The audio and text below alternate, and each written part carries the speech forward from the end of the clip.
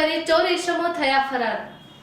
ભુજમાં ધોળા દિવસે બંધ ઘરમાં તસ્કરોએ ખાતર પાડ્યું હોવાનો બનાવ સપાટી પર આવ્યો છે। બંધ ઘરના તાળા તોડી કુલ 1.80 લાખની મત્તા પર હાથ સાફ કરી ચોર ઇસમો ફરાર થઈ ગયા હતા। આ મામલે વધુમાં સૂત્રો જણાવી રહ્યા છે, ખારી નદી રોડ પરની સર્વોદયનગર નામની કોલોનીના મકાનમાં ચોર ઇસમોએ ખાતર પાડ્યું હતું। તારીખ 16 નવેમ્બરના સવારના સમયે આ બનાવના ફરિયાદી એવા ગીતાબેન સફલરાય ઘરને તાળું લગાવી અને નોકરી પર ગયેલ હતા। બાદમાં સાંજે પરત આવીને જોતા ઘરનું તાળું તૂટેલી હાલતમાં જોવા મળેલ હતું। ઉપરાંત ઘરનો તમામ સરસામાન વેરવિખેર હાલતમાં જણાયો હતો।